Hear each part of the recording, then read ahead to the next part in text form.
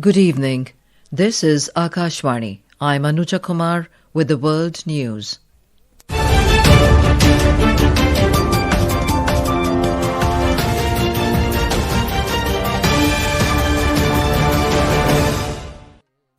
The headlines. President Droupadi Murmu addresses Angolan Parliamentarians at National Assembly in Luanda. Asserts India and Angola have vast opportunities to deepen economic ties in various sectors. Prime Minister Narendra Modi to embark on a two-day visit to Bhutan beginning tomorrow. A powerful car blast rocks Delhi's Red Fort metro station area. Multiple casualties feared. Prime Minister Modi takes stock of the situation. Human Rights Commission of Pakistan voices concern over worsening situation in Khyber Pakhtunkhwa. And in archery, India assured of at least 2 medals at Asian Championship 2025 in Dhaka. And now the news in detail. President Droupadi Murmu addressed the Angolan Parliamentarians at their National Assembly in Luanda today. President Murmu said it was a matter of great pride to address the National Assembly of Angola and its representatives, praising the country's inspiring journey from its freedom struggle to peace and democracy. Expressing gratitude to the President of Angola, João Manuel Gonçalves Lorence, for the invitation, President Murmu highlighted that 2025 holds special significance as it marks the 40th anniversary of the diplomatic relations between India and Angola, alongside the Golden Jubilee of Angola's independence. She said these occasions serve as a source of mutual inspiration for both the nations. ये वर्ष भारत और Angola के बीच राजनयिक संबंधों की स्थापना की 40वीं वर्षगांठ है। साथ ही अंगोला अपनी स्वतंत्रता की स्वर्ण जयंती मना रहा है। ये दोनों ऐतिहासिक अवसर हमारे द्विपक्षीय संबंधों को और अधिक गहराई और विस्तार देने की प्रेरणा देते हैं। मैं आप सभी को स्वतंत्रता की 50वीं वर्षगांठ पर 140 करोड़ भारतीयों की ओर से हार्दिक बधाई देती हूँ। Earlier in the day, President Murmu visited the Fortaleza de São Miguel, the fortress that houses the Museum of the Armed Forces at Luanda. The museum narrates the story of Angola's long and complex military history, including its colonial period and struggle for independence. The President reached the Angolan capital Luanda on Saturday on the first leg of a state visit to the 2 African nations, including Botswana. Prime Minister Narendra Modi will be embarking on a 2-day visit to Bhutan beginning tomorrow. The visit underscores the ongoing tradition of high-level exchanges between the two nations and is aimed at further deepening the special friendship and cooperation between Bharat and Bhutan. During the visit, Mr. Modi and King of Bhutan, Jigme Khesar Namgyel Wangchuk, will inaugurate the 1,020-megawatt Phuntsangchu 2 hydroelectric project. The project is jointly developed by India and Bhutan.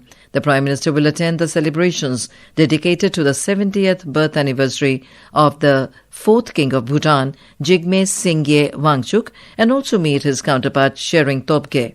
Prime Minister Modi's visit coincides with the exposition of the sacred Piprahwa relics of Lord Buddha from India in the ongoing Global Peace Prayer Festival in Thimphu. Mr. Modi will also participate in the Global Peace Prayer Festival and offer prayers to the holy relics. Talking to Akashvani News, Indian Ambassador to Bhutan, Sandeep Arya, shared an insight into ties between India and Bhutan. He highlighted that Prime Minister Modi's visit comes at a significant time, coinciding with the Global Peace Prayer Festival underway in Thimphu, an event the people of Bhutan have described as unprecedented. Mr. Arya said the visit is expected to further build upon the special, close and deep bilateral ties between the two countries. The visit of the Prime Minister of India, Narendra Modi, is taking place at a very, very special time. Right now in Bhutan, we have something called Global Peace Prayer Festival, which is going on, which is also a very unique thing. Bhutanese are calling it an unprecedented event that they are holding. Then we have, of course, bilateral relations and our own various bilateral issues, which will come up for discussion. A powerful car blast occurred near Lal Killa metro station in New Delhi this evening. Talking to media, Delhi Police Commissioner Satish Golcha said at around 6:52 p.m, a slow-moving vehicle stopped at the red light and an explosion happened in that vehicle. He added that due to the explosion, nearby vehicles were also damaged. The police commissioner informed that some people have died and some have been injured in the incident. Prime Minister Narendra Modi has taken stock of the situation in the wake of the blast in Delhi. Sources said he spoke to the Union Home Minister Amit Shah and took an update on the situation. Talking to Akashvani News, Delhi Fire Service said that they received a call about the incident at around 6:55 p.m. It said that 7 fire tenders were dispatched to the scene to control the blaze. They added that 1 or 2 nearby cars also caught fire as a result of the explosion. Home Minister Amit Shah visited the Lok Nayak Jayaprakash Hospital in New Delhi following the car blast near Red Fort metro station. Earlier speaking to media, Mr. Shah stated that centre is exploring all possibilities and will conduct a thorough investigation into the blast. Talking to media, Mr. Shah said all options will be investigated immediately and the results will be presented to the public. He informed that the blast occurred in a Hyundai i20 car at a traffic signal near Red Fort in Delhi. He informed that preliminary reports indicate that some people have lost their lives. Prime Minister Narendra Modi has expressed condolences to those who have lost their loved ones in the blast in Delhi. In a social media post, Mr. Modi hoped for speedy recovery of those injured. He informed that he reviewed the situation with Home Minister Amit Shah and other officials. The Prime Minister added that those affected are being assisted by authorities. This is Akashvani giving you the world news. For quick news updates round the clock, follow us on our X handle at AIR News Alerts. And for details of these stories and more, log on to our website www.newsonair.gov.in and download the News on AIR app.